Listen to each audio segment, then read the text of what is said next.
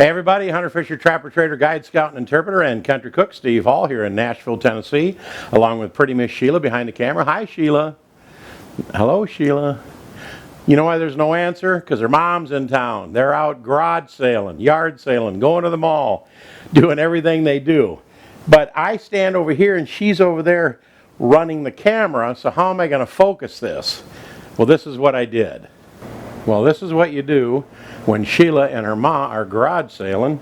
You run out here and you put up a broomstick and you hang a shirt on there so you can focus the camera where I'm normally standing, but I can't be here and there at the same time, so for focus purposes, that's me. Now back to the video. Well, that's what you do when you got to focus it. Now let's get back to the recipe. I got a pheasant here. The tag on it was $27.50. That was the bad news. It was from Whole Foods. The good news is it was a Christmas present, so I didn't have to pay anything. But I'm still trying to figure out, it's either one of two things. Either they gave me this as a great gift to do a recipe with, or they just want to tell everybody they gave me the bird. I'm not sure, but let's get working on this pheasant. Come on over here. I'm going to show you how we're going to prep it for the smoker. Well, see what happens when your camera girl is gone for the day and you're trying to do it yourself. I'm going to show you a little clip. I'm not going to show you much of it because it's annoying.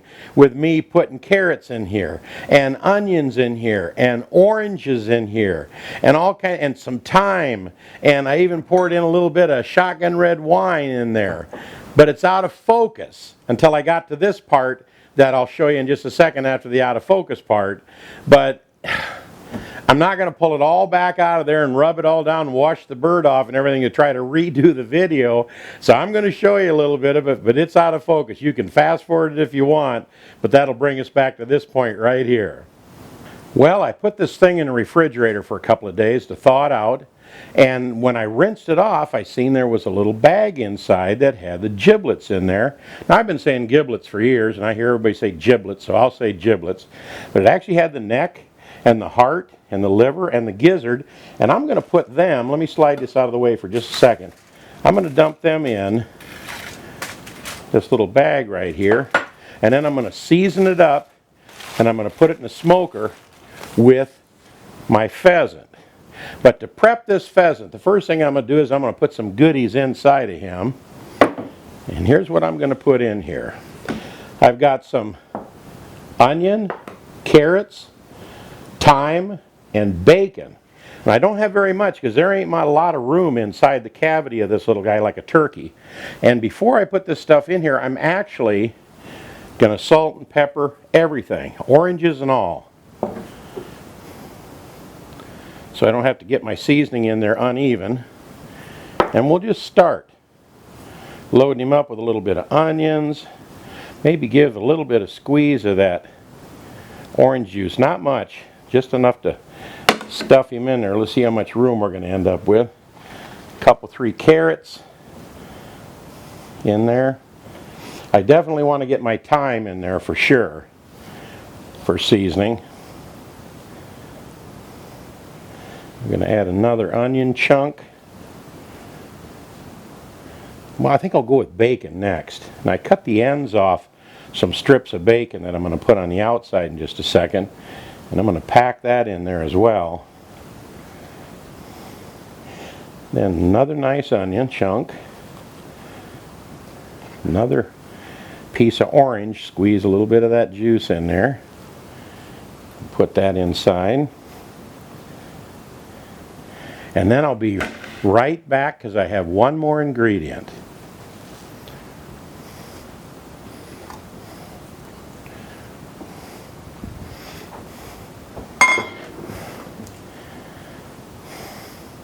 All right, I'm back with you. I had to go get my Shotgun Red's Touch of Sweet wine.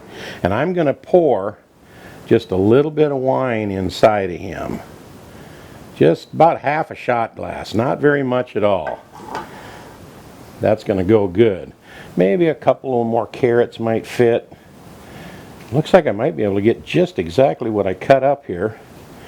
We'll put this orange in last. All right, that fits. Next, let's rub him down with a little bit of butter on the outside. The biggest complaint about pheasant that I hear is the fact that they're dry when you cook them. So we're going to try to put a stop to that. After we rub him down with a little bit of this, I already pre-measured some salt and pepper to put on the outside. Alright. Then we're going to put some strips of bacon over the top of him. Like so. Just kind of crisscross, like 4 strips of bacon. 2 on the front half, 2 on the back half, and we'll let them drape right over the drumsticks. Like so. Then, as long as I'm right here, I got to go grab one more thing. I'll be right back. Boy, I sure miss my little Sheila, my little barback. She runs around and grabs all kinds of goodies for me. I'm putting some red russet potatoes in here around the outside to keep him from rolling around and bake them up at the same time. Use them as kind of like a little wedge. Then I'm even going to put a tomato in here at the end because I like roasted tomatoes. So as long as we got the smoker on, we might as well get double duty out of it. Alright. Then, to make absolutely sure that this little rascal doesn't end up dry, I'm going to inject his breast full of butter, garlic, onion powder, garlic powder that is, a little bit of black pepper. In this cup is 1 stick of butter and about, a quarter of a cup of warm water. I heated it up in the microwave. You should see the breast puff up on this thing. I don't know if it's showing on camera, but sure is. Ooh, and now it's running down into the cavity there. Put some in each drumstick. Look at that. It actually raises the leg up because there's so much fluid in there. This is going to be good. Alright, I'm going to put this in the oven, my slow cooker out there. I'm going to put a probe in the big end, about halfway in the breast to make sure it's in the middle and not touching the bone. Then I'm going to put it on about 225 degrees, and I'm just going to let it kind of low and slow cook until the internal temperature hits 165, which is safe temperature for chicken and that kind of thing. So let's head for the smoker and see what happens. Alright, we got our pheasant in our master-built smoker here. Got a little dose of pellets to go in the side. I'm going to lie to it and crank it up to 275 long enough for it to really start smoking. And then I'm going to turn it back down to 225. We've got our bacon to keep it moist. We've got it injected to keep it moist. We've got a water pan down here to keep it moist. If this is not moist, I'm not sure what we'll do next time. So let's close her up. Turn on the smoker. Set time. I'll just give it like 3 hours or something. Because I'm going to come out and check it anyway. Set temp. I got to lean in the camera here to get up to 275. There we go. And I'll be out here in about, it takes about 15 minutes for it to really start producing smoke. But I'll be out here in about 15 minutes to check on it. And I'll let you guys check on it with me. We'll see you in about 15 minutes. Man, she's really pouring the smoke out now. Let's see what the temp is. 210 degrees. So I'm going to go set temp. I'm going to go ahead and run it down to 225. I'm not going to let it go on up. And I'll tell you something else I did. When I came out here, I set it at 275 degrees initially. And then I went inside and I come out and it was only at 180. These master-built smokers, once you hit set temp and then set the temperature, you got to hit set temp again or it won't lock in the temperature. So it only went to 180 degrees, which was the last temperature that I put in when I finished some salmon the other day. So, but I did put it at 275. I got it going. Man, it's really kicking, but it's only up to 210, so I'm not going to let it chase on up past there. I stopped it at 225. Let me hit set temp. Yep, and 225 is blinking, so I won't do it again, and then it'll just go back and reset. And we'll check it out here again. Let's check internal probe. is 86 degrees and climbing. So when she hits 165 inside, we're going to bring that pheasant back in the house and check it out. See you in a minute. All right, I'm fresh back from the smoker with this pheasant. It looks fabulous. Come on over here, let's take a look at this thing. First thing I'm going to do is peel this bacon off of here. Oh, I'm not going to throw this away. I'll bet this is wonderful stuff. There's our little bird. Let's take out some tomatoes. I already got some broccoli on my plate here. Let's take out some of our baked tomatoes.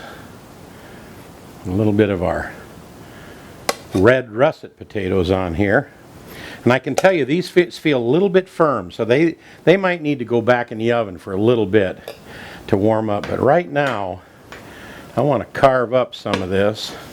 So I'm going to slide this over to make sure we get both shots on camera. Sheila's not here today, as you may know. Oh, wow.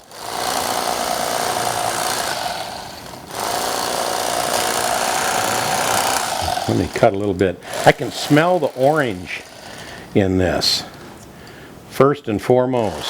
Whoops, it's sliding around on me now. Don't fight me on camera here. I'm trying to do this for these nice folks.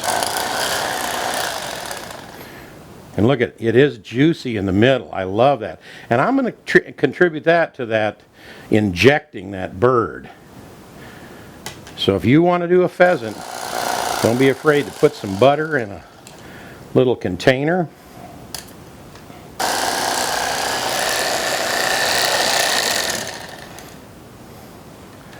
Wowee. Geez, that's so juicy, and I hope you can see that on camera. See the dripping juice off of there. Now, I've got my little... I will say this, these rascals only weigh about 3 pounds, so you're not going to get tons and tons of meat off it, but it sure is worth it. Now I'm going to move this bird over here. I'm going to put this plate hopefully center. If Sheila was here, she'd make sure it's dead center in the camera shot. But I got to tell you, I just finished another recipe that I already posted. By the time you see this one, the other recipe will already be on the net. And I got to show you what it is. It's a mushroom cream sauce. Wow. I got to tell you that this has, of course, mushrooms in it, onions, wine, butter, heavy whipping cream, sour cream, dill, mozzarella cheese. It will make this dish so fantastic with this mushroom sauce on it. I'm doing a capon coming up too, and I'm going to put it on that when I slice it. So I'm going to probably take this and put it in the freezer in a vac bag and save it and then reheat it for that other recipe. But there you have it.